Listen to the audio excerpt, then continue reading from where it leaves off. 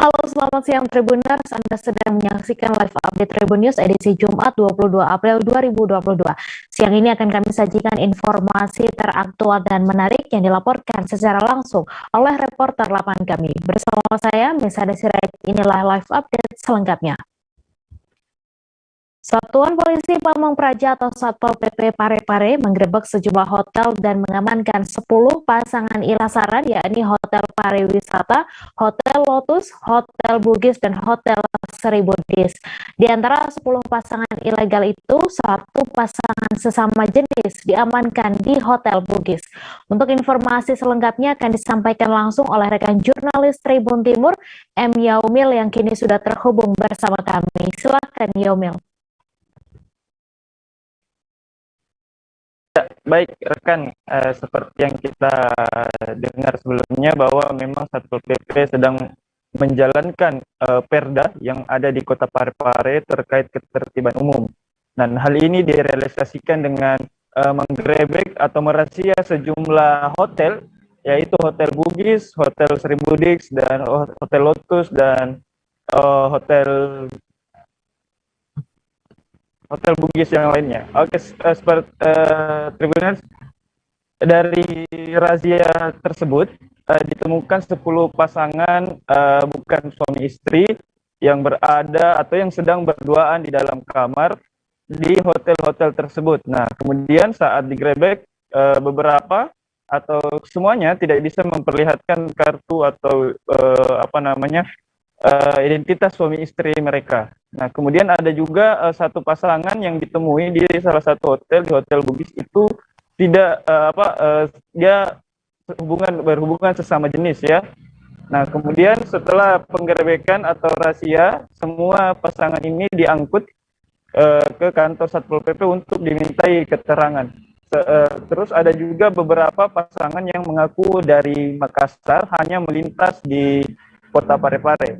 Nah, kemudian tindak lanjut daripada penggerebekan ini, razia ini, hotel yang menerima tamu tanpa identitas atau tanpa KTP juga ikut ditegur oleh Satpol PP. Nah, kemudian untuk yang dirazia dan terjaring, selanjutnya akan diberikan edukasi dan juga dikembalikan kepada orang tuanya masing-masing. Seperti itu, rekan. Baik, terima kasih rekan Yaumil atas laporan Anda, dan Tribuners, wartawan kami juga telah menghimpun wawancara dengan Sekretaris Satpol PP. Berikut tayangannya untuk Anda. Apa yang dilakukan malam ini? Malam ini kami dari tim gabungan Satpol PP, BM, dan dari Polres melaksanakan penertiban perda ya, penertiban perda nomor 7 tahun 2019 tentang ketertiban umum. Ya, apa yang dirazia tadi, Bu? Ya, tadi kami melaksanakan razia di beberapa kos-kosan dan hotel di Kota Parepare. Kalau temannya sendiri, Bu? Malam ini kebetulan cukup signifikan ya, cukup banyak kami temukan pasangan, ada sekitar 10 pasang yang kami temukan, Mbak. Ya, termasuk ada pasangan bersama jenis ya? Ya, termasuk satu pasang sesama jenis yang kami temukan. Terus nanti apa yang dilakukan pihak petugas ini kepada mereka, Bu? Jadi malam ini kami membawa ke kantor untuk diwawancarai, kemudian nantinya akan diberikan pembinaan ya, kemudian dikembalikan ke orang tua mereka masing-masing. Tadi ini pasangannya apa saja alasannya, Bu? Mereka Alasannya ya ada yang bersama keluarga ya, bersama sepupu, tapi kami dari tim tidak begitu saja langsung percaya. Kami sempat memeriksa aplikasi yang ada di handphone mereka, dan kami memang menemukan ada aplikasi prostitusi di sana. Oh, berarti ada transaksi di situ. Ada. 3 nelayan asal Desa Hundihuk, Kecamatan Rote Barat Laut, Kabupaten Rotendao, Nusa Tenggara Timur selamat dari maut. Mereka selamat dari kapal motor kuda laut yang tenggelam setelah dihantam gelombang besar di perairan Australia pada Jumat 18 Maret lalu. 3 korban selamat, sementara 9 rekan mereka belum ditemukan hingga saat ini. Untuk informasi selengkapnya akan disampaikan langsung oleh rekan jurnalis Pos Kupang, Rio Teti, yang kini sudah terhubung bersama kami. Silakan, Rio.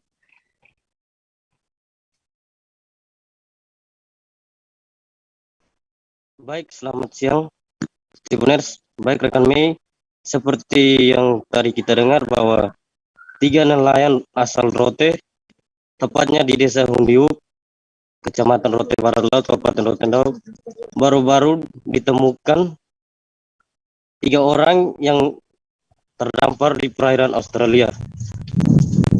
Mereka tenggelam sekitar bulan lalu, yakni tanggal 17 Maret 2022. Mereka dibawa ke Australia oleh pesawat. Mereka dibawa ke Australia karena berdasarkan patroli pesawat Australia yang menemukan mereka, dan mereka dibawa ke Australia dengan kapal asal Singapura, kapal barang.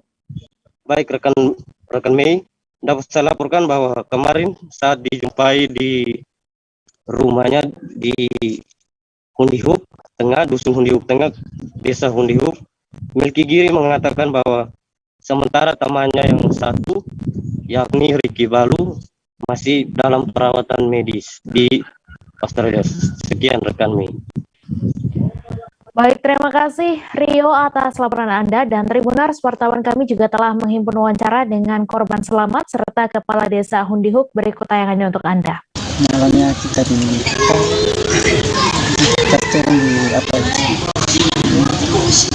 angkatan laut. Jadi kita tidak tahu Ricky malamnya diangkat sama helikopter. Hari malam Minggu, malam Senin, Selasa langsung ke Darun. Iya. Jadi sampai tengah malamnya kita dapat angin kencang, gelombangnya besar. Jadi sempat nakoda bilang sama kita balik aja karena gelombangnya besar. Nanti kita balik. Balik ada sekitar berapa jam ya? Pokoknya pagi lah.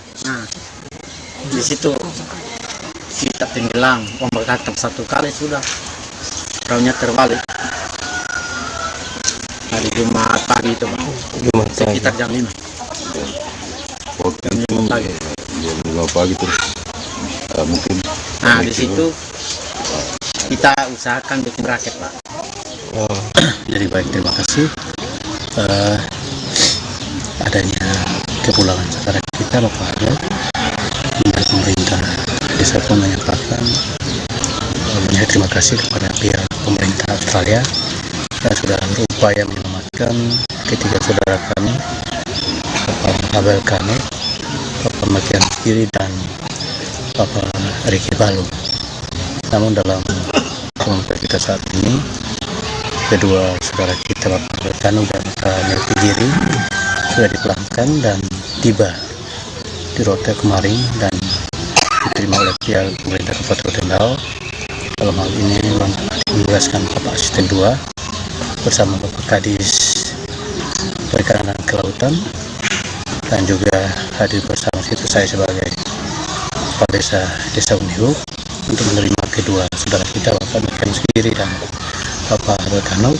Dan kemarin pun kami dari pemerintah desa sudah menyerahkan sepenuhnya ke pihak keluarga. Dalam hari ini istri, mama kandung, dan Bupati Belitung Sahani Saleh akan menggelar rapat bersama Forkopimda untuk menindaklanjuti surat edaran Gubernur Bangka Belitung tentang pengaturan pemberian jenis bahan bakar minyak Pertalite.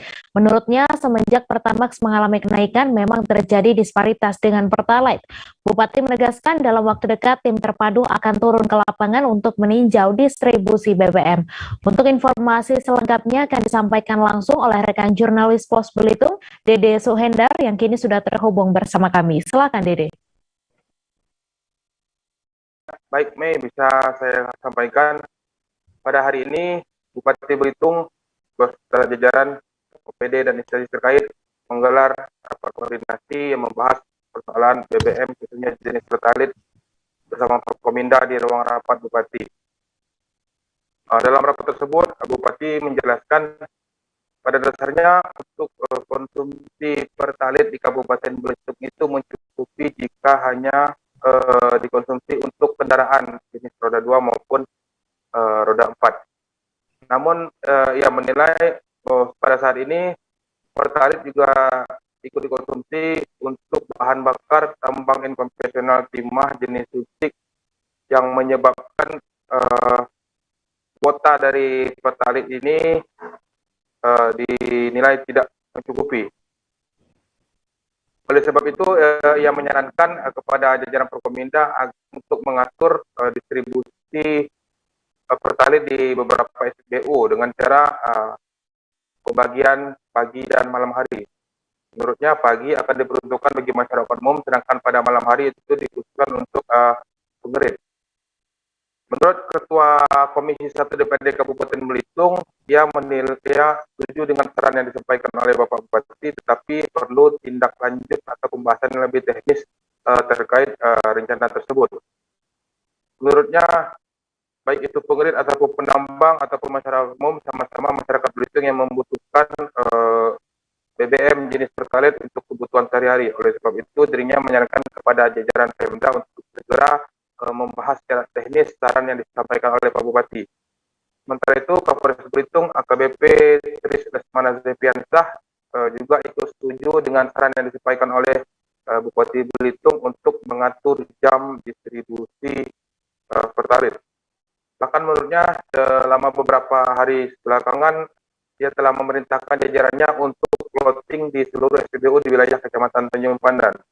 Namun ia mengakui jika hanya bergantung kepada jajaran Polres Belitung, jumlah personel juga tidak cukup. Oleh sebab itu dia meminta tambahan dari instansi lain seperti TNI maupun dari Satpol PP Kabupaten Belitung.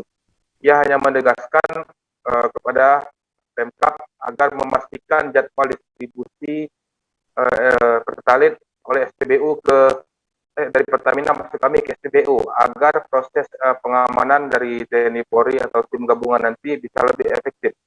Demikian, Mei. Baik, terima kasih Dede Sohendar atas laporan Anda. Selamat bertugas kembali.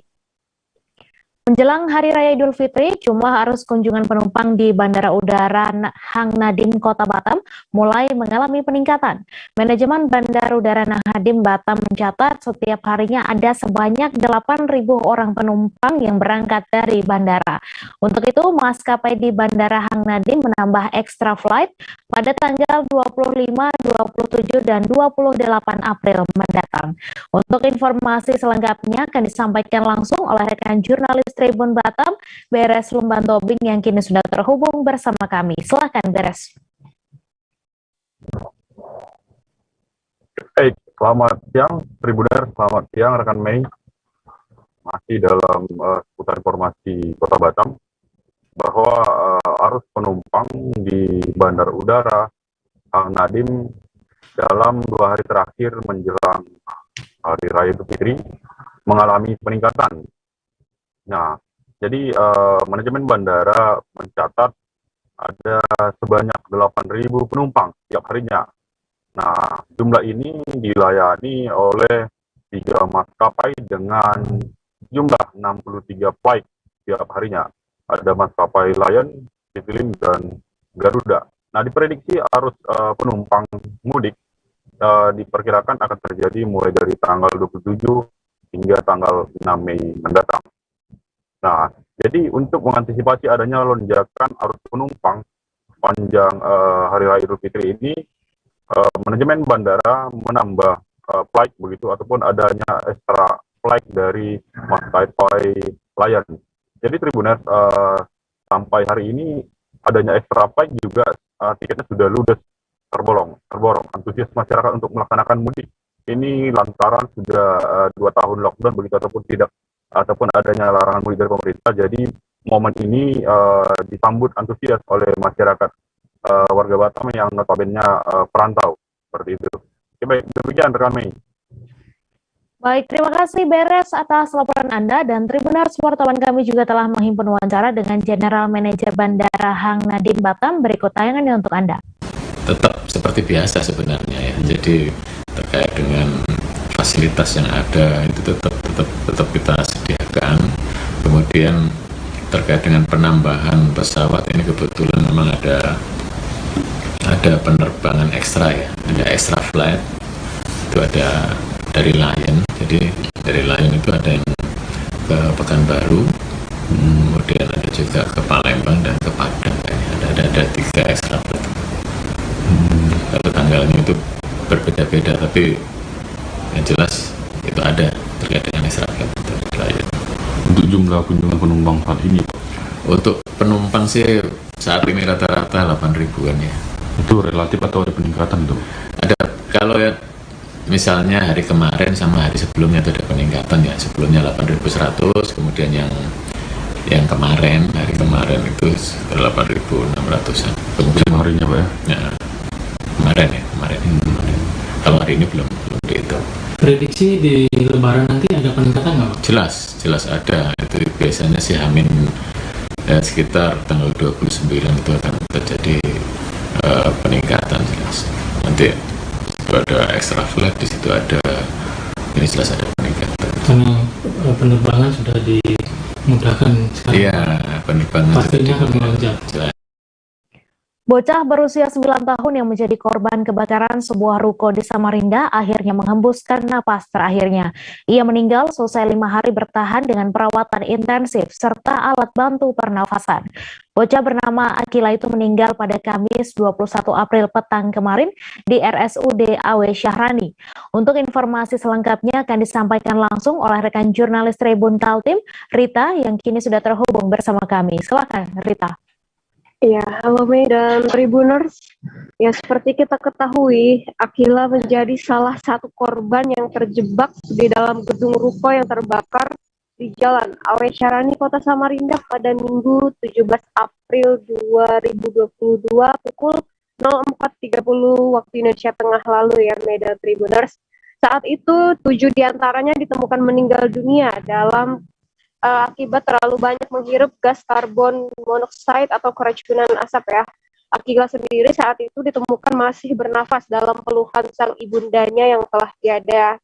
Nah, sejak itu Akila menjalani perawatan intensif di Rumah Sakit AW Syahrani Samarinda dengan bantuan alat pernafasan. Dokter yang menangani Akila mengatakan bahwa luka bakarnya hanya 9%.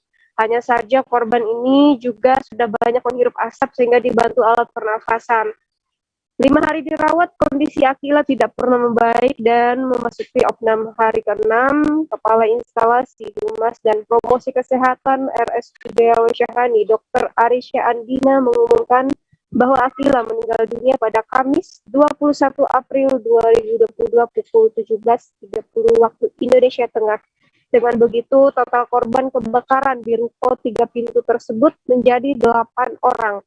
Dan Jumat 22 April pagi tadi, jenazah Akila sudah diterbangkan ke kampung halaman di Kabupaten Wajo, Sulawesi Selatan bersama seluruh rukun keluarga. Informasinya akan dikebumikan hari ini juga di samping makam 7 korban sebelumnya.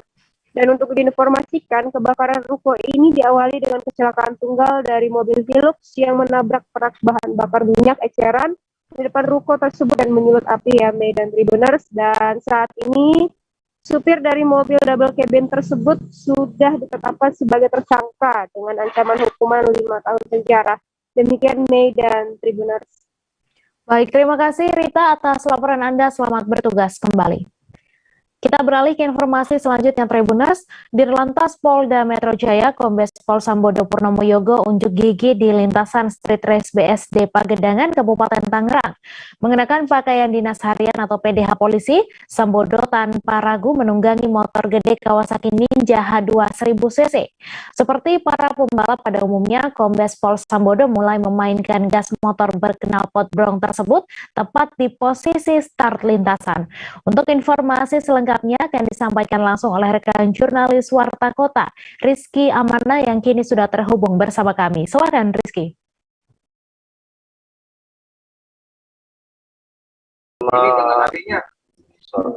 Siang sahabat Tribuners dan rekan Mei. Memang benar saja Pak Dirlantas Polda Metro Jaya Kombes Pol Santoso Purnomo Yugo kemarin menjajal lintasan balap untuk ajang Pilpres BSD Polda Metro Jaya yang berlangsung pada hari ini sekira pukul 2 hingga nanti sebelum waktu maghrib tiba. Pak Dirlantas memang sengaja datang ke lokasi lintasan tersebut untuk melakukan pengecekan akan kesiapan ajang balap yang melombakan bagi kategori balap jalanan ini. Nah, rekan Tribun, saat Pak Dirlantas sedang melakukan uji lintasan kemarin dan melakukan pengecekan sarana maupun prasarana persiapan dari ajang balap street race itu, Pak Dirlantas melihat salah satu motor kawasaki Ninja H2 yang memiliki cc sebesar 1000 cc, lalu mencoba memainkan gasnya dengan bersuara knalpot tersebut. Tak lama Pak Dirlantas pun malah justru memakai helm dan menanyakan bagaimana cara menunggangi motor ini dan bagaimana akselerasi motor ini jika dibawa dengan kecepatan yang tinggi.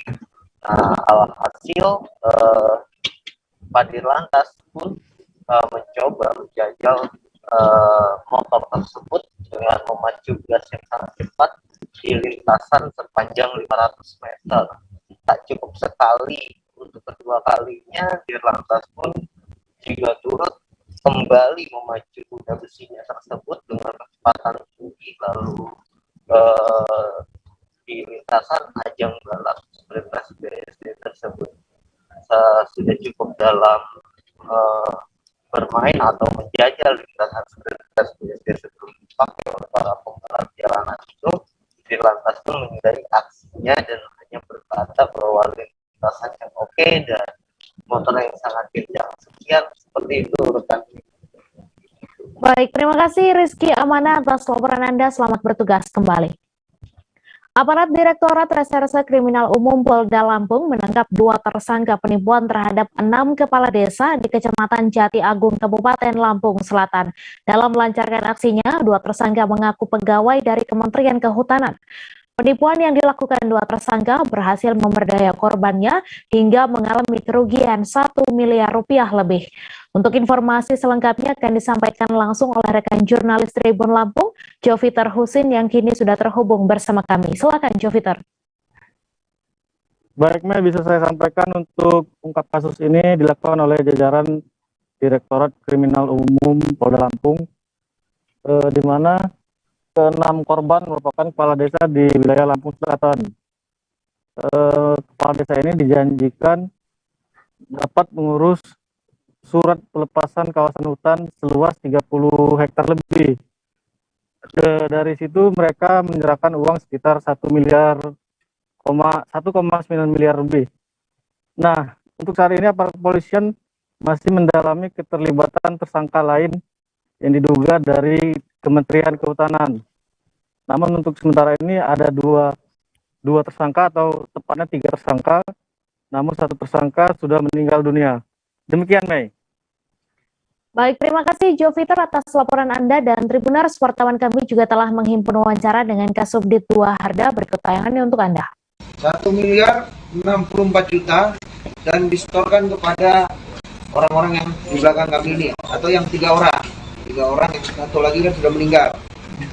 Di mana yang bersangkutan setelah itu menyetor kembali kepada oknum, ya kalau dari pengakuan lagi oknum dinas terkait, ya, yang tentunya saat ini masih butuh pendalaman lagi untuk ditetapkan sebagai tersangka.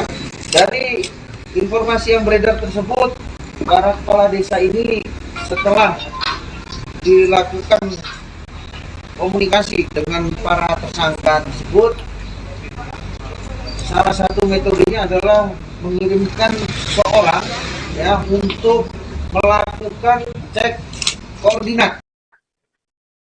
Penampilan Menteri Sosial Tri Risma hari ini saat mendampingi Presiden Joko Widodo belusukan ke sejumlah pasar di Bogor menjadi perhatian. Mensos Risma tampak kasual dengan mengenakan sneakers hitam yang dipadukan dengan batik tunik berwarna kuning. Tak hanya itu, yang menjadi sorotan warga sekitar, yakni sepatu yang dikenakan oleh Risma. Pada agenda belusukan ke pasar ini, Risma tampil modis dengan mengenakan sepatu dari brand ternama Louis Vuitton. Untuk informasi selengkapnya akan disampaikan langsung oleh rekan jurnalis Tribun Bogor, Siti Fauziah, yang kini sudah terhubung bersama kami. Silakan, Siti. Ya, terima kasih rekan Mei. Ada yang menarik dari Menteri Sosial Tri Risma hari ini saat mendampingi Presiden Joko Widodo belusukan ke sejumlah pasar di Bogor. Nah, pada agenda belusukan ke pasar ini, Menteri Sosial tersebut tampil modis dengan mengenakan sepatu dari brand ternama Louis Vuitton atau biasa disebut dengan LV, dan dilansir dari laman tradisi.com, yang dimana sepatu dikenakan Mensos Risma itu merupakan seri runaway charcoal sneakers, yang dimana sepatu yang didominasi warna hitam itu memiliki motif kotak-kotak di sisi kanan dan kirinya. Nah, di bagian tali sepatunya juga berwarna hitam menambah kesan kasual.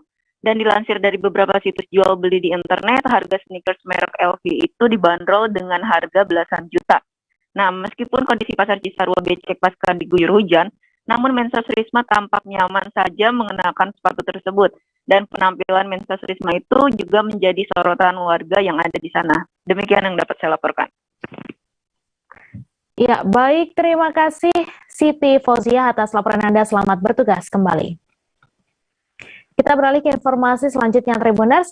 Kejaksaan Negeri Lampung Timur melimpahkan berkas kasus pengerusakan papan bunga oleh Ketua Persatuan Perwarta Warga Indonesia atau PPWI, Wilson Lalengke, bersama dua rekannya ke Pengadilan Negeri Sukadana. Kejari Lampung Timur juga menunjuk 5 jaksa penuntut umum untuk proses penuntutan dalam persidangan di Pengadilan Negeri Sukadana. Untuk informasi selengkapnya akan disampaikan langsung oleh rekan jurnalis Tribun Lampung, Yogi Wahyudi, yang kini sudah terhubung bersama kami. Silahkan, Yogi. Oke, baik. Selamat siang ya, Rekan Mei dan Tribuners ya. Jadi memang kemarin dikonfirmasi kepada Kasih Intel Kejaksaan Negeri Lampung Timur ya, Sukadana, bahwa kasus pengerusakan papan bunga oleh Ketua PPWI, Wilson Lalengke, yang dilakukan di Polres Lampung Timur sebelumnya ya, itu telah dilimpahkan kepada Pengadilan Negeri Sukadana. Ya. Jadi dan kejaksaan juga ya, kejaksaan sudah memutus 5 jaksa penuntut umum dalam mengawal di persidangan nantinya. Untuk hukuman yang akan diberatkan ya sejauh ini ya, maksimal 5 tahun 6 bulan ya, dan pasal-pasal yang terlampir. Dan memang Wilson Lalengke ini sempat sebelumnya ya melakukan pengerusakan di papan bunga di Polres Lampung Timur. Itu papan bunga pemberian milik tokoh adat sekitar. Dan Kasih Intel juga menjelaskan sebelumnya sudah dilakukan upaya 2 kali ya, kalau tidak salah, restoratif justice ya, artinya mencoba jalur perdamaian, tapi memang tidak ditemukan pihak papan bunganya, milik papan bunga maupun ketua adat yang memberikan papan bunga itu, yang papannya dirusak oleh Wilson Lalengke dan 2 rekan lainnya itu memaafkan, tetapi untuk prosedur hukum mereka ingin tetap proses lebih lanjut. Dan saat ini berkasnya sudah sampai di Pengadilan Negeri Sukadana Lampung Timur untuk disidangkan nantinya. Kurang lebih seperti itu, rekan Mei. Baik, terima kasih Yogi atas laporan Anda. Selamat bertugas kembali. Presiden Republik Indonesia Joko Widodo melakukan kunjungan ke Pasar Ciawi, Kabupaten Bogor pada Kamis 21 April. Kedatangan Presiden Jokowi ini didampingi Mensos Tri Risma hari ini dalam rangka membagikan bantuan langsung tunai atau BLT. Dalam kesempatan itu, Presiden Jokowi juga sempat membagi-bagikan kaos kepada masyarakat. Untuk informasi selengkapnya akan disampaikan langsung oleh rekan jurnalis Tribun Bogor, Naufal Fauzi, yang kini sudah terhubung bersama kami. Silakan Naufal.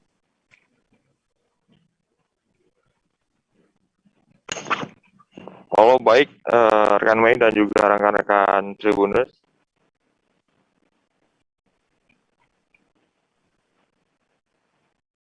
Kami informasikan bahwa Presiden Republik Indonesia, Presiden Joko Widodo melakukan kunjungan ke Pasar Ciawi, Kabupaten Bogor itu kemarin itu sekitar pukul 15 sore.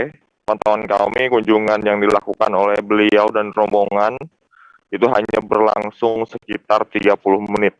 Dan pantauan kami, Presiden Jokowi saat kedatangannya saat itu langsung disambut histeris para warga yang sudah menunggu. Namun yang bersangkutan ini tidak bisa didekati baik salaman maupun foto karena memang sementara ini Presiden menurut pihak keamanan tidak diperkenankan untuk berdekatan dengan warga karena pandemi.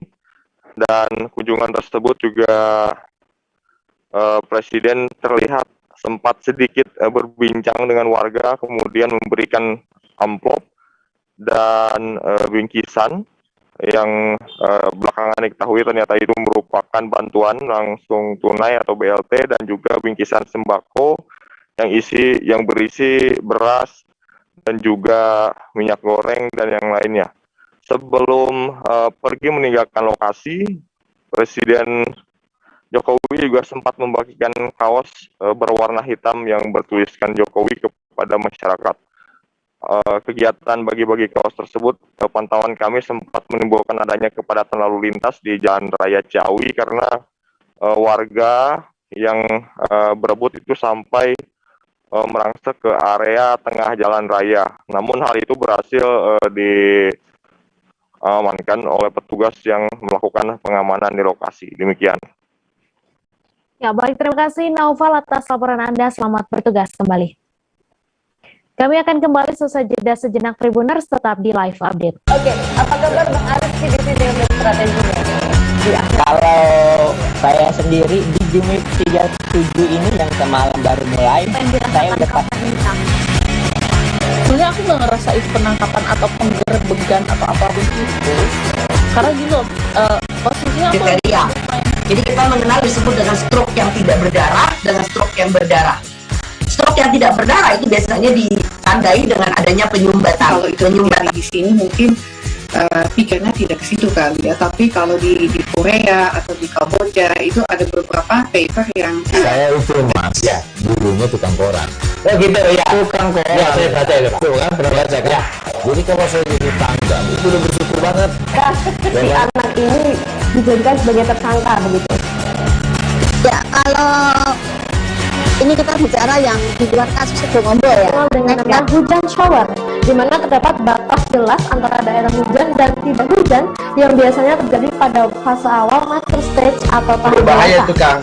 Jadi mulai artinya terjadinya perlembekan. Nah itu untuk penetrasi akan sulit gitu ya.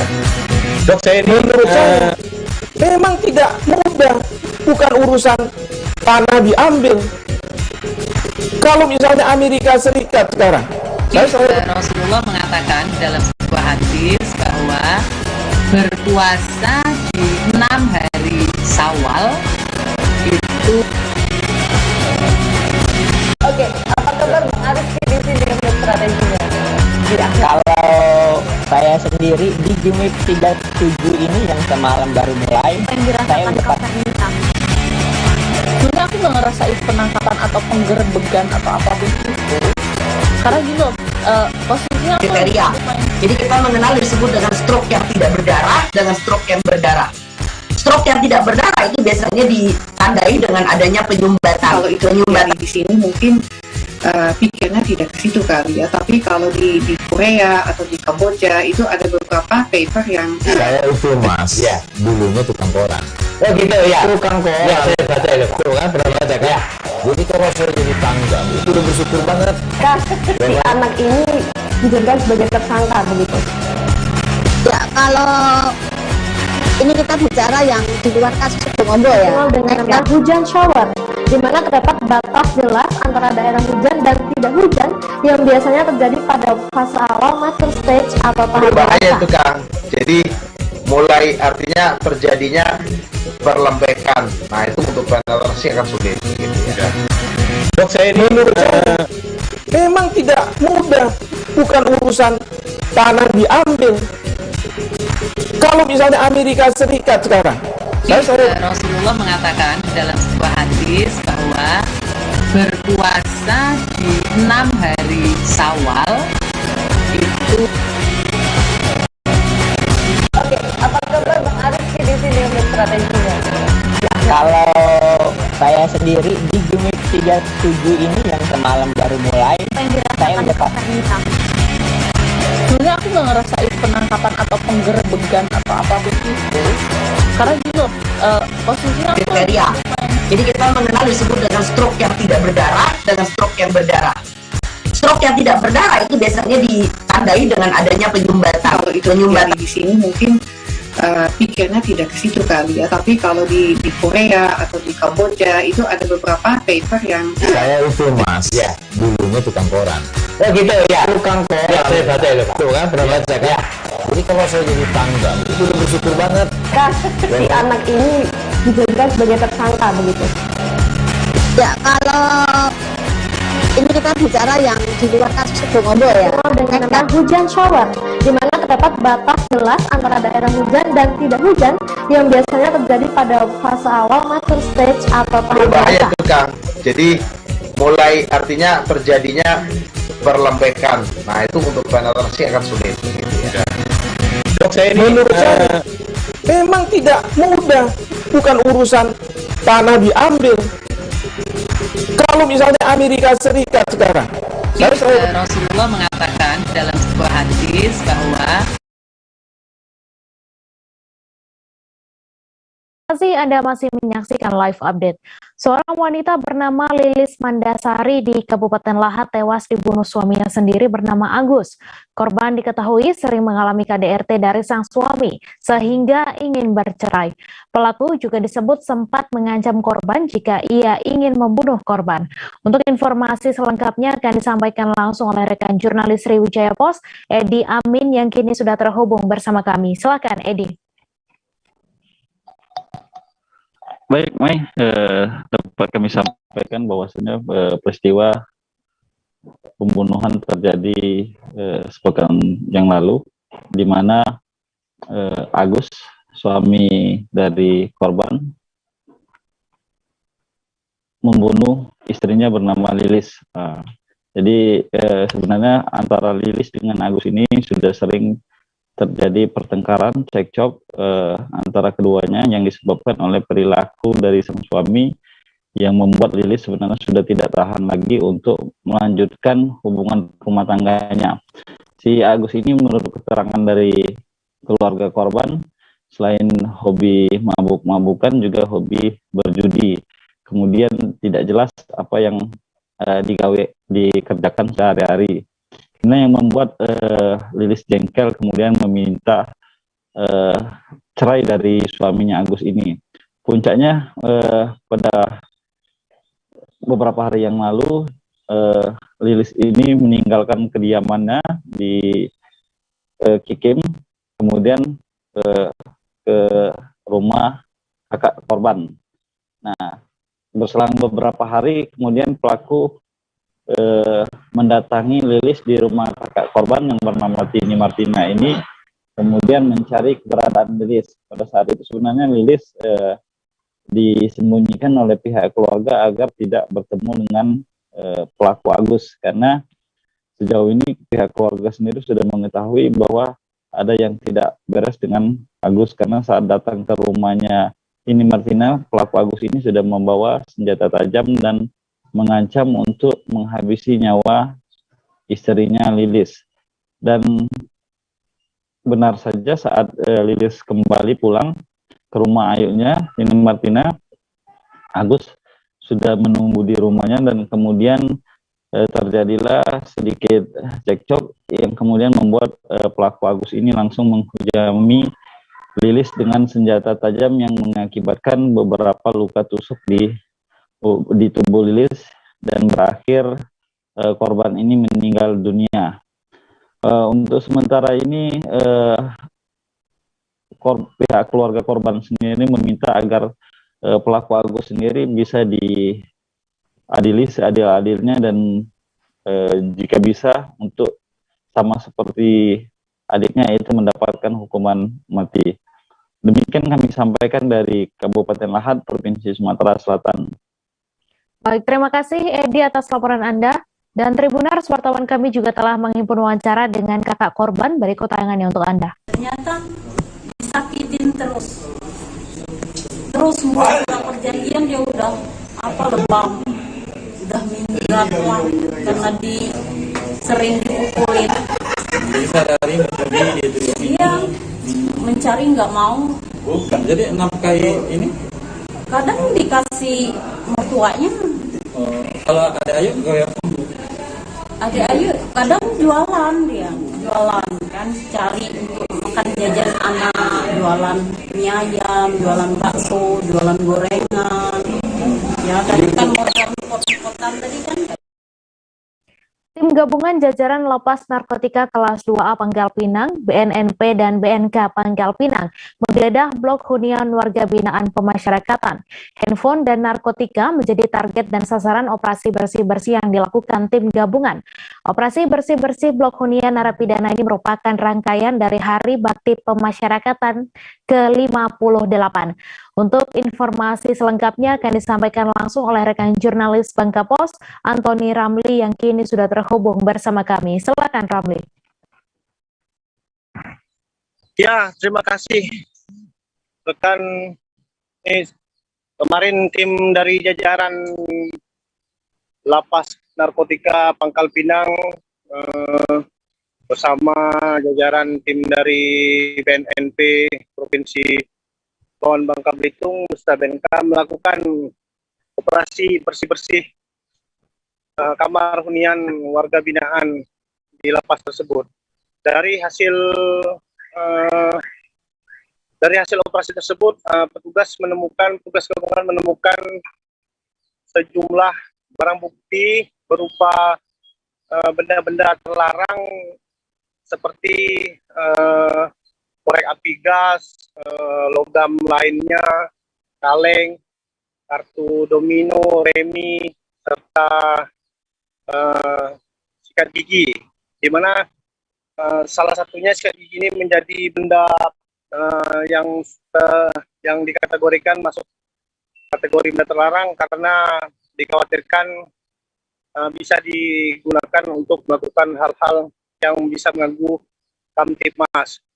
Namun dalam operasi bersih-bersih tersebut, petugas gabungan tidak menemukan barang bukti ataupun barang bukti yang menjadi target utama, yakni narkotika dan telepon genggam. Petugas hanya menemukan sejumlah barang bukti seperti korek api tadi, gosok gigi, yang khawatir diruncingkan nanti dan digunakan oleh para narapidana untuk mengancam keselamatan. Seperti itu, Pak Mei. Baik, terima kasih Ramli atas laporan Anda. Selamat bertugas kembali. Direktorat Reserse Kriminal Khusus Polda Jambi menggerebek 2 gudang yang diduga sebagai tempat penyimpanan bahan bakar minyak ilegal di Kota Jambi pada Kamis 21 April. Di gudang ini petugas menemukan nota untuk alat transaksi minyak. Kemudian bleaching, asam sulfat dan bahan lainnya yang diduga kuat dipakai pelaku untuk mengoplos BBM. Untuk informasi selengkapnya akan disampaikan langsung oleh rekan jurnalis Tribun Jambi, Aryo Tondang yang kini sudah terhubung bersama kami. Silakan Aryo. Baik, terima kasih. Baik, kami kembali informasikan untuk Medan Tribuners bahwasanya memang kemarin tim dari Direktorat Polda Jambi kembali melakukan penyidakan atau penggeledahan sejumlah gudang-gudang minyak yang ada di Kota Jambi, dan termasuk ada 2 gudang yang digerebek oleh petugas di kawasan Cijenjang. Dan Pak, ini merupakan sebuah tindak lanjut di mana sebelumnya Polda Jambi berhasil mengungkap dugaan pengoplosan BBM ilegal sebanyak 50 ton dari 4 mobil tangki ke dalam sebuah put.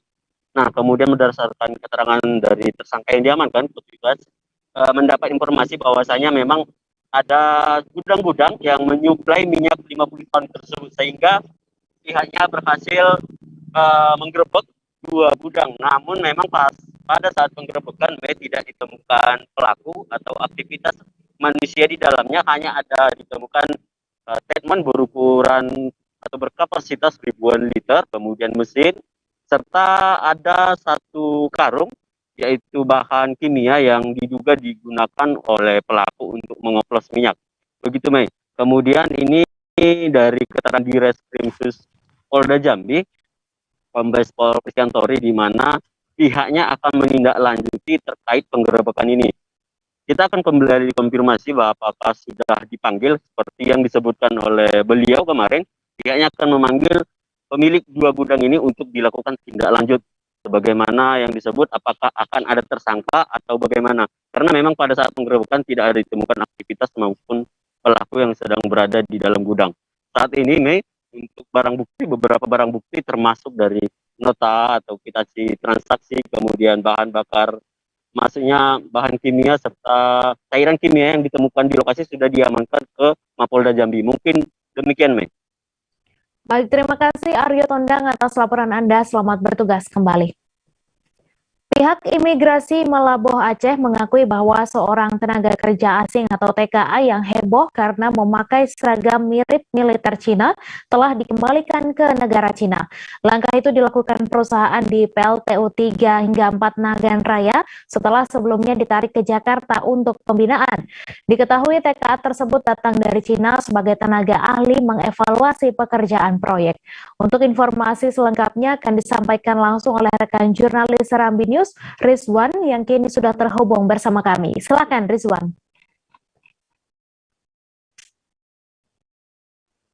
Baik, Mai, dapat kami laporkan pihak Imigrasi Melabuh Kabupaten Aceh Barat yang membawahi Kabupaten Nagan Raya beberapa hari lalu telah melakukan pemulangan terhadap seorang tenaga kerja asing WNA yang bekerja di PLTU Pembangkit Listrik Tenaga Uap 34 di Kabupaten Nagan Raya.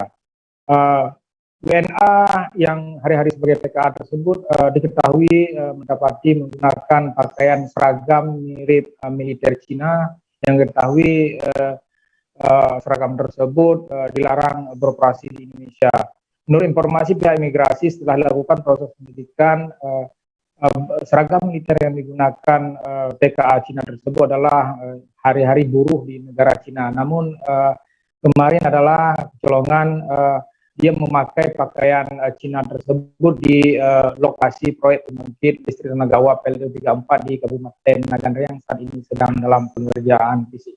Pihak imigrasi berkoordinasi dengan Kodim Nagan Raya, kemudian pihak MPG selaku rekan yang mendatangkan TKA sudah memulangkan TKA bernama Wang Yuzhu yang berumur 39 tahun tersebut ke Jakarta, langsung diterbangkan kembali ke negara Cina. Saat ini pihak migrasi masih terus melakukan proses pengawasan terhadap TKA yang melakukan proses kerja proyek pembangunan PLTU 34 di Kabupaten Nagan Raya. Ya, Mai. Ya, baik. Terima kasih Rizwan atas laporan Anda, dan Tribuners, wartawan kami juga telah menghimpun wawancara dengan Kasih Pengawasan dan Penindakan Kantor Imigrasi Melabuh. Berikut tayangannya untuk Anda. Masalah baju loreng ya, jadi setelah saya cross check kemarin, memang di negara dia, di Cina itu, baju loreng itu sama dipakai halnya oleh baju bekerja hari-hari. Jadi dia kan terbawa kemari bajunya, terbawa kemari ke kita, jadi terpakailah oleh dia. Dia tidak ada maksudnya cuma berdiri di pos mungkin.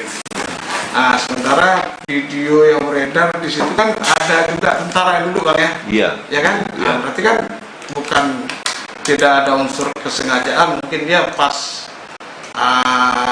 lewat ada yang memviralkan. Yang memviralkan mungkin abang udah tahu siapa? Iya. Udah tahu kan? Muhammad siapa, Nasir ya?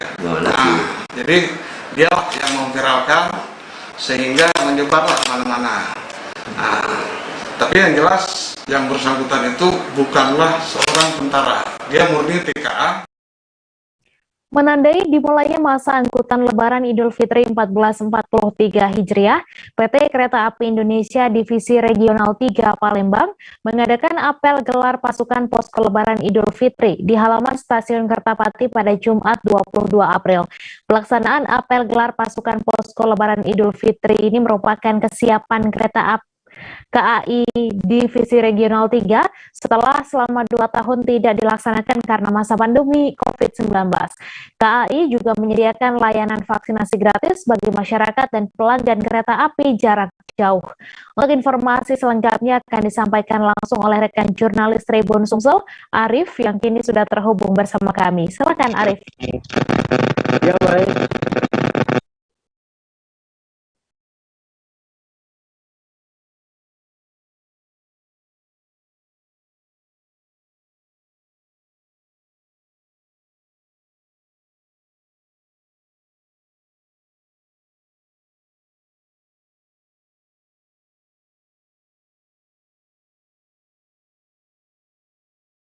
Ya, Mei, dapat kami sampaikan untuk Lebaran tahun 2022 ini, pihak PT Kereta Api Divisi Regional 3 Sumatera Selatan sudah menyiapkan untuk langkah antisipasi mudik yang mulai diberlakukan H-10 Lebaran kayak gitu, atau tanggal 22 April ini, Mei, hingga H+10 nanti hari H. Nah, pihak PT KAI Div3 Sumsel sendiri sudah menyiapkan beberapa posko termasuk untuk pengamanan ke depan, sehingga mereka tidak ingin ada hal-hal yang nantinya akan merugikan khususnya para pelanggan kayak gitu. Nah, pihak Div3 sendiri selama ini menjalankan kereta api untuk Bukit Serelo, relasi Kertapati dan Lubuk Linggau pulang pergi. Kemudian KA Raja Basa, relasi Kertapati Tanjung Karang Lampung, dan KA Komersil Sindang Marga, relasi Kertapati Lubuk Linggau. Nah, pihak PT KAI D3 sendiri sudah memastikan animo masyarakat untuk mudik dengan menggunakan kereta api cukup tinggi untuk tahun ini, Mas. Sejak 2 tahun belakangan tidak bisa kayak gitu karena di masa pandemi, di mana KAI telah menjual sekitar 24.000 tiket atau sekitar 46% dari total 52 ribuan tiket yang disediakan selama masa mudik Lebaran tahun 2002. Adapun keberangkatan favorit yang dipesan oleh calon penumpang itu pada H-3 Lebaran kayak itu, atau tepatnya 29 April mendatang itu sudah full booking semua. Sedangkan untuk arus balik PT KAI memprediksi pada H+5 nanti yang merupakan hari terakhir libur, yaitu atau tanggal 8 Mei mendatang. Nah, Kepala Divisi Regional 3 PT KAI Palembang, Junaidi Nasution, menyatakan meskipun mudik sudah diperbolehkan oleh pemerintah, aturan protokol kesehatan tetap diterapkan sesuai dengan surat edaran Kementerian Perhubungan yang baru keluar beberapa hari ini, Mei, secara ketat agar mudik sehat, mudik aman dapat terlaksana. Dan ada beberapa syarat untuk para pemudik untuk tahun 2022, di mana orang dewasa diwajibkan untuk melakukan vaksin lengkap 3 menerima 3 dosis kayak itu, yaitu hingga booster. Nah, sedangkan untuk yang anak usia untuk anak atau remaja lah usia 6 sampai 17 tahun yang telah mendapatkan vaksinasi dosis 2 tidak diwajibkan untuk menunjukkan hasil negatif tes PCR atau rapid test. Sedangkan anak usia 6 tahun ke bawah tidak wajib untuk melakukan tes antigen atau PCR, namun wajib ada pendamping yang memenuhi persyaratan perjalanan kayak gitu. Nah, setelah itu juga PT KAI sudah melakukan berapa upaya termasuk untuk vaksinasi booster sendiri bagi masyarakat yang belum melakukan vaksinasi booster. Pihak PT KAI bekerjasama dengan TNI AL dan Lanal Palembang menyiapkan lokasi booster kayak gitu di sekitaran PT KAI itu sendiri, tempat untuk stasiun di Kertapati, dan itu bisa juga bekerja sama dengan klinik Mediska sehingga masyarakat bisa dimudahkan untuk bisa booster kayak gitu, Mei. Terima kasih, Mei. Baik, terima kasih Arif atas laporan Anda, dan Tribuners, wartawan kami juga telah menghimpun wawancara dengan Kepala Divisi Regional 3 PT KAI Palembang. Berikut tayangannya untuk Anda.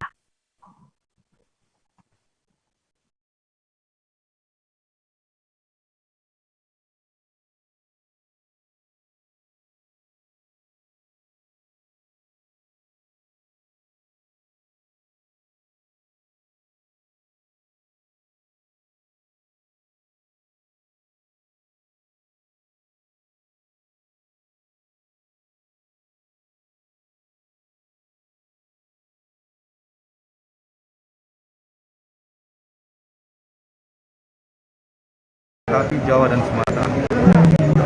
Ada berapa Dan kalau di wilayah di seluruh personil, jadi kita pegawai itu ada 2.653 orang ya.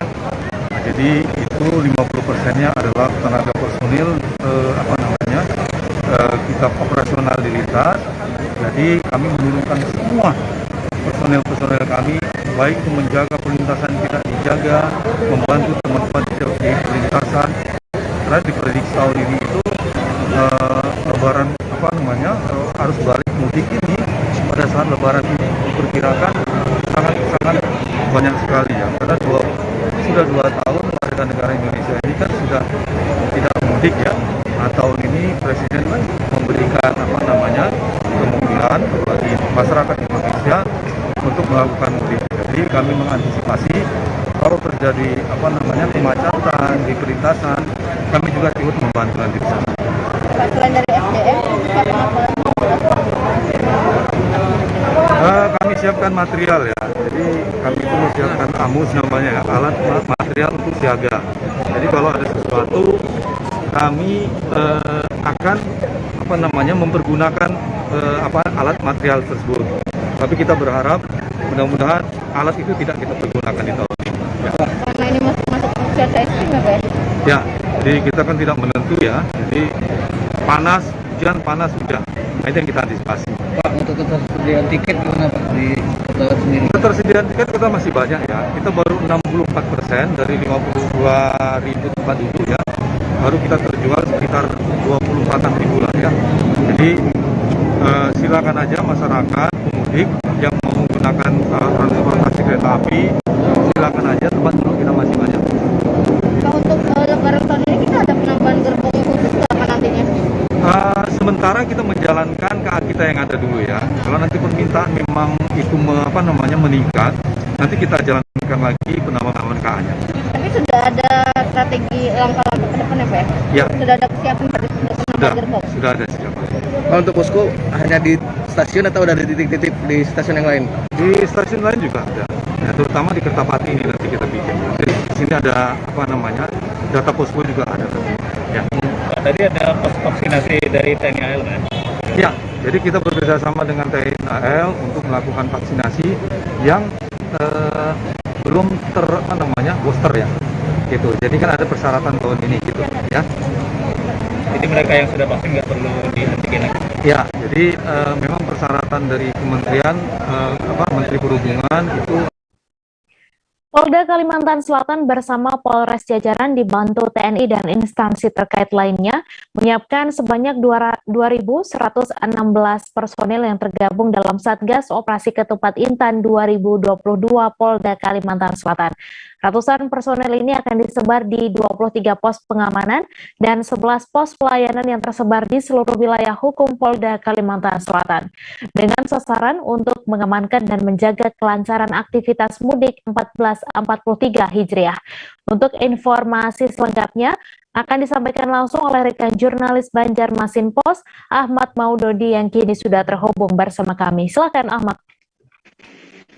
Baik, Mei dan pemirsa, tetap disampaikan ini pemeriksaan kesiapan terhadap ratusan personel dan armada pendukung untuk Ops Ketupat Intan tahun 2022 Polda Kalsel ini dilakukan oleh Kapolda Kalsel, Jenderal Polrekanto bersama dan Rem 101 Antasari, dan juga didampingi Sekretaris Daerah Provinsi Kalsel.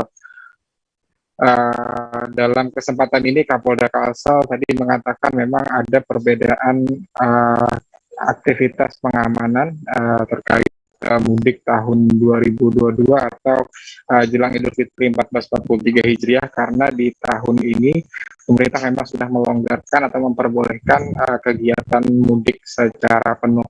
Tapi meskipun demikian, Kapolda mengingatkan untuk agar masyarakat tetap menjaga protokol kesehatan.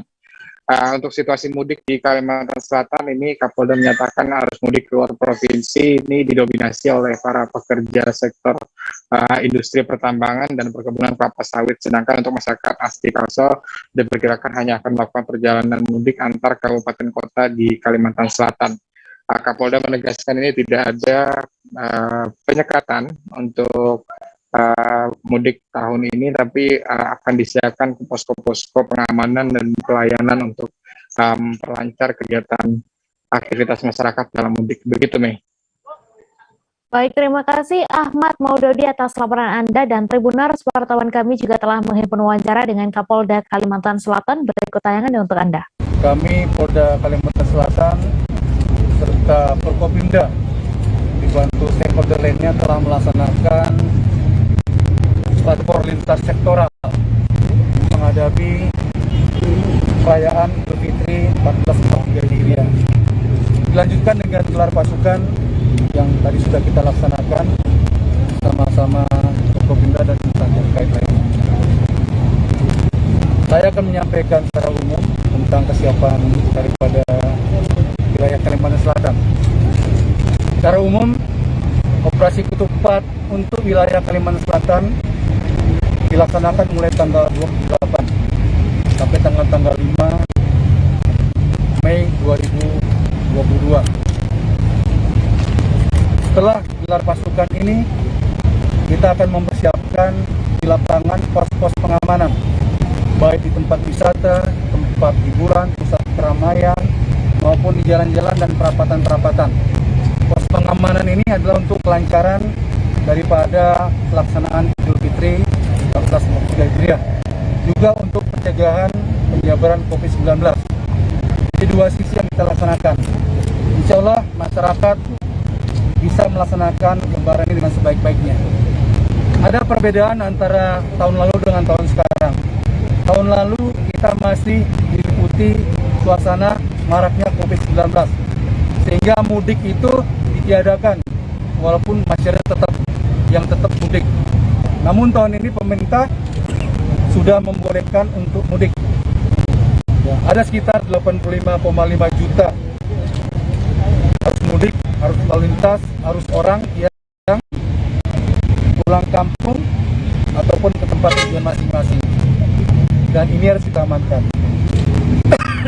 Untuk Kalsel, kebanyakan yang mudik adalah pekerja tambang dan pekerja kelapa sawit. Yang lainnya mudik ke kampung masing-masing di kabupaten yang ada.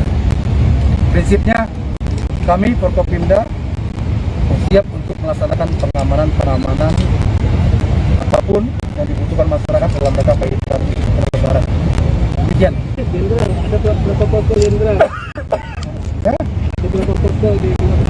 Nanti teknis sama Pak Karom.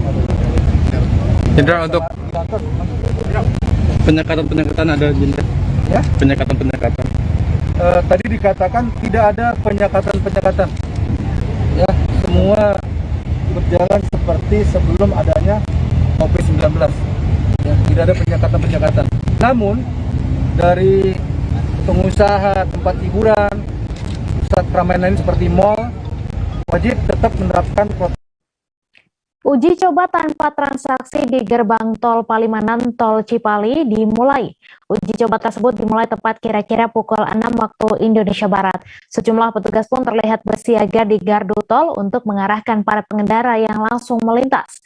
Kebijakan integrasi transaksi Cikampek Kali Kangkung yang diuji cobakan tersebut akan diberlakukan saat arus mudik Lebaran 2022.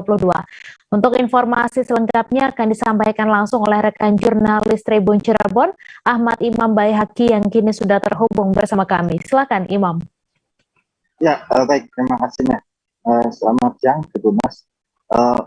Saat ini PT LMS selaku operator tol Cipali telah melakukan uji coba integrasi transaksi Cikampek hingga Kali Kangkung, sehingga para pengendara yang melintas dari arah Jakarta menuju Jawa Tengah melalui tol Cipali, tepatnya di gerbang tol Palimanan sebagai gerbang tol terakhir dari tol Cipali, tidak perlu melakukan tap di tolnya, sehingga mereka bisa langsung melintas tanpa perlu melakukan transaksi atau tap di tol. Kebijakan tersebut dalam masa uji coba ini diberlakukan mulai hari ini hingga Minggu 24 April 2022. Dan nantinya pada tanggal 25 April 2022 sejumlah instansi terkait atau yang terdiri dari mulai Polri, BPJT, dan Kementerian Perhubungan serta lainnya akan mengevaluasi hasil uji coba. Namun dari keterangan PT Lintas Varga Sedaya selaku operator tol Cipali, uji coba tersebut hanya untuk yang nantinya akan dievaluasi adalah teknis penerapan pembayarannya, apakah ada kendala. Artinya karena saat ini tol Cipali transaksinya dipindahkan di Kali Kangkung atau gerbang tol tempat pengendara keluar, apakah ada teknisnya, ada kendala teknisnya, dan nantinya akan dievaluasi. Namun dari pengelola tol Cipali sendiri memastikan bahwa kebijakan tersebut akan diberlakukan selama masa arus mudik hingga arus balik Lebaran 2022, sehingga para pengendara diimbau untuk melakukan pengisian e-tol sesuai dengan tempat gerbang tol yang akan nanti keluarnya di mana. Karena meskipun di PT Palimanan Tol Cipali tidak ada transaksi, para pengendara tetap akan membayarnya di gerbang tol terakhir yang akan tempat keluarnya mereka dari jalur tol ke jalur arteri. Namun dari PT LMS sendiri memastikan meskipun transaksi di gerbang tol Palimanan ditiadakan, tarifnya tetap tidak ada perubahan dan tidak ada kenaikan, sehingga tarifnya masih diberlakukan tarif yang sama seperti sebelumnya. Dan dari pantauan kami di lapangan saat ini situasi arus lalu lintas masih ramai lancar, namun masih ada saja beberapa pengendara yang kebingungan karena mereka masih melakukan tap e-tol di gardu tol, namun ada petugas yang disiagakan di setiap gardu tol, sehingga para pengendara yang melaju pelan atau hendak melakukan tap diminta langsung melaju melintas tanpa perlu tap e-tol. Dan dari PT LMS sendiri tetap menyediakan para personil di lapangan, bahkan ditambah selama masa arus mudik Lebaran untuk mengantisipasi kondisi darurat. Dalam artian saat ini meskipun GT Palimanan tidak ada transaksi, petugas tetap disiagakan untuk mengingatkan atau mengarahkan para pengendara tetap melaju, tidak perlu di tol di gerbang tol Palimanan. Dan diprediksi puncak arus mudik di gerbang tol Palimanan tol Cipali sendiri akan berlangsung pada 28 hingga 29 April, dan prediksi jumlah kendaraan yang melintas di gerbang tol Palimanan tol Cipali pada puncak arus mudik mencapai 103.000 unit kendaraan. Dan kebijakan peniadaan transaksi di gerbang tol Palimanan juga diberlakukan untuk arah sebaliknya atau dari arah Jawa Tengah menuju ke Jakarta, sehingga pengendara yang hendak menuju Jakarta bisa melakukan transaksi atau tap tol di gerbang tol Cikampek utama atau di gerbang tol yang akan nantinya mereka keluar gerbang tol terakhirnya. Dan teknisnya sama seperti di lajur kendaraan dari arah Jakarta menuju Jawa Tengah, nantinya ada petugas yang disiagakan di setiap gardu tol untuk mengarahkan para pengendara sehingga tidak perlu melakukan tol lagi di gerbang tol Palimanan tol Cipali. Demikian. Baik, terima kasih Imam atas laporan Anda, dan Tribuners wartawan kami juga telah menghimpun wawancara dengan Dephead Tol Transaksi Manajemen Astra Tol Cipali. Berikut tayangannya untuk Anda. Uji coba terkait dengan integrasi antara klaster 1 dan klaster 2, di mana dalam integrasi ini menggabungkan program mudik gratis. Ini akan ini baru 2 uji coba terkait dengan integrasi antara klaster 1 dan klaster 2, di mana dalam integrasi ini menggabungkan transaksi di ruas tol antara Cikampek utama sampai dengan Palimanan dengan gerbang transaksi dari gerbang tol Palimanan sampai dengan Kalikangkung, sehingga tidak ada transaksi lagi di gerbang tol Palimanan. Nah, transaksi di gerbang tol Palimanan dipindahkan ke transaksi di gerbang keluar berikutnya. Untuk uji coba pelaksanaan ini tanggal 22 sampai dengan 24, dan nanti akan dievaluasi dan akan dilaksanakan selanjutnya. Pemerintah Kota Medan melakukan program mudik gratis perdana bagi masyarakat yang berada di Kota Medan untuk dapat pulang kampung pada Lebaran tahun ini. Pendaftaran ini dibuka mulai tanggal 20 hingga 25 April 2022. Adapun setelah 2 hari dibuka, pendaftar membludak hingga mencapai 2.000 orang. Untuk informasi selengkapnya akan disampaikan langsung oleh rekan jurnalis Tribun Medan, Kartika, yang kini sudah terhubung bersama kami. Silakan Kartika.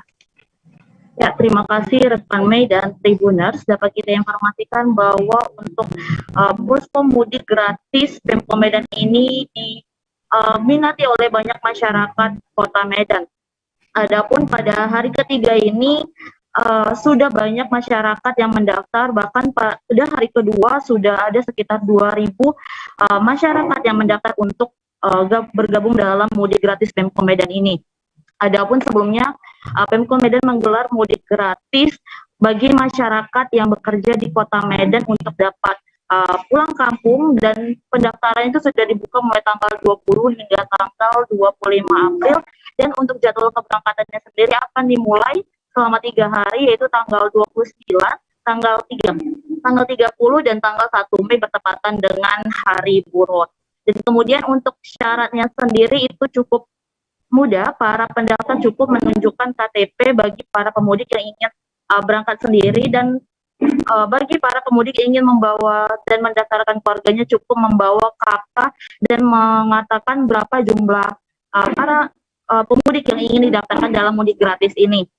Kemudian juga bagi para masyarakat yang ingin mendaftar namun belum vaksinasi, pihak Pemko Medan melalui Disub Kota Medan juga menyediakan fasilitas vaksin gratis, dan akan keluar jadwalnya pada hari terakhir, yaitu tanggal 25 April bertepatan dengan jadwal keluar kapan para pemudik ini dapat berangkat. Nah, kemudian ketika ditanya mengenai kuota, hingga saat ini Pemko Medan masih terus membuka pendaftaran bagi masyarakat, dan belum ada kuota terbatas untuk saat ini untuk mudik gratis dari Pemko Medan. Dan juga ketika ditanya kepada Wali Kota Medan terkait dengan dana anggaran untuk mudik gratis ini, Pemko Medan menyatakan, Wali Kota Medan Bobi Nasution menyatakan bahwa untuk mudik gratis dari Pemko Medan ini tidak ada terlibat dalam anggaran APBD, namun berkolaborasi dengan pihak-pihak stakeholder terkait seperti Bank Sumut yang akan turut mensupport dari bantuan bis, dan juga pihak Pemko Medan akan membayar para perusahaan transportasi untuk mendata berapa jumlah pemudik agar dibayarkan ke pihak transportasi, seperti itu, Mei. Ya, baik. Terima kasih Kartika atas laporan Anda, dan Tribuners, wartawan kami juga telah menghimpun wawancara dengan Wali Kota Medan. Berikut tayangannya untuk Anda. Program mudik gratis ini akan ini baru 2 hari ya kita buka pendaftaran. Alhamdulillah sudah lebih dari 2.000 ya, lebih dari 2.000 yang mendaftar. Ini akan terus kita buka. Mudah-mudahan bisa kita lakukan nanti di 3 hari ya. 29, 30 dan tanggal 1. Nanti tanggal 1 mungkin khususnya nanti bagi teman-teman yang bekerja, sambil kita merayakan ataupun sama-sama memperingati May Day, nanti teman-teman pekerja nanti bisa kita antarkan ke kampung halamannya melalui mudik bersama. Ini mudah-mudahan nanti bisa kita tampung sebanyak-banyaknya. Ini tentunya bukan hanya Pemko Medan, tapi teman-teman stakeholder di wilayah Kota Medan sama-sama kita kolaborasi, salah satunya Bank Sumut nanti ya. Bagaimana kabur pula ini, tadi mau ini. Syaratnya apa itu Pak Wali? Syaratnya mendaftar, yang pasti ketentuan untuk melaksanakan mudik bagi para warga Kota Medan tetap kita jalankan, namun hal-hal itu akan kita penuhi. Misalnya yang belum vaksin, nanti kita vaksin, nanti ada jadwalnya keluar, setelah pendaftaran nanti ada jadwal yang keluar, nanti kita berikan fasilitas agar betul-betul diperbolehkan secara aturan.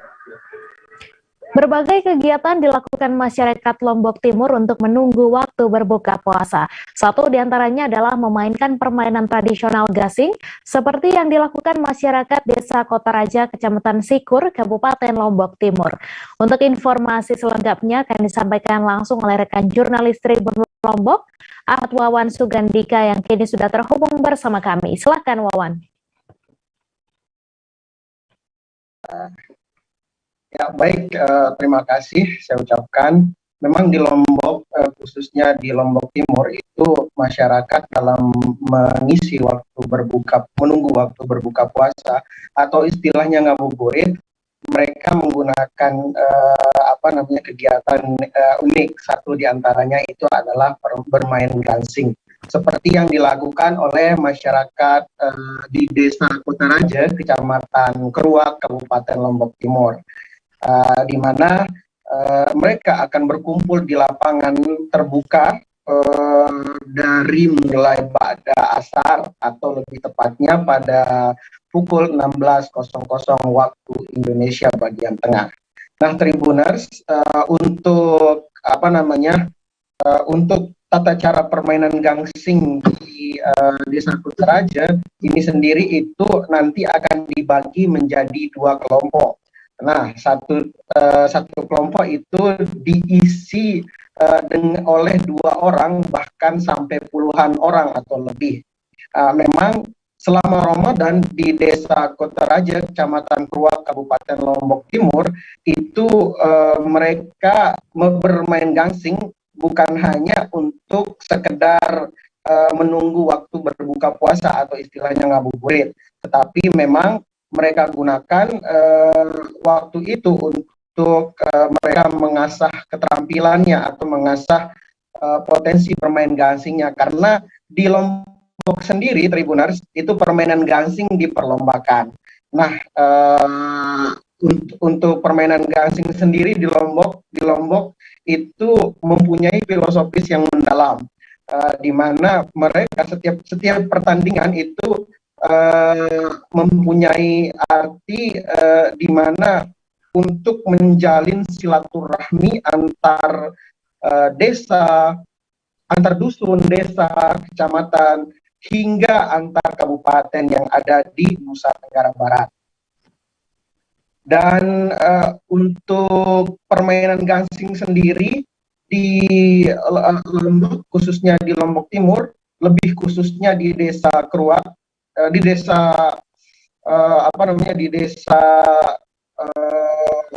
di desa Toraja, Kecamatan Keruak, Kabupaten Lombok Timur, itu dipertandingkan oleh masing-masing masing-masing dusun yang ada di desa Toraja, Kecamatan Keruak, Kabupaten Lombok Timur, seperti itu.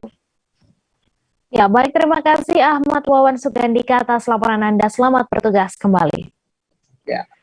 Peringatan Hari Kartini pada 21 April menjadi ajang pemberian penghargaan terhadap perempuan berprestasi dan berjasa se-Indonesia, seperti penghargaan yang diberikan Organisasi Aksi Solidaritas Era Kabinet Indonesia Maju atau OASEKIM. Sebanyak 15 perempuan asal Sulawesi Utara menerima penghargaan tersebut. Di antara 15 orang tersebut, seorang perempuan bernama Adriani Bawes menerima penghargaan langsung di Istana Negara.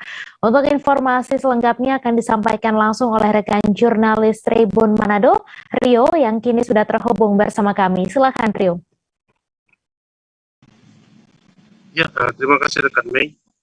Jadi momen Hari Kartini ini menjadi ajang untuk memberikan penghargaan apresiasi kepada perempuan yang anggap berjasa dan berprestasi di segala bidang, di mana ini diselenggarakan oleh Organisasi Aksi Solidaritas Era Kabinet Indonesia Maju, yang kemudian menganugerahkan penghargaan kepada sekitar 500 perempuan berjasa dan berprestasi se-Indonesia, di mana di Provinsi Sulawesi Utara itu ada sebanyak 15 perempuan yang memperoleh penghargaan itu, di mana salah satu seorang di antaranya bernama Adriani Bawes itu diundang langsung ke Istana Negara menjadi perwakilan dari ratusan perempuan yang mendapat penghargaan dari OASEKIM ini.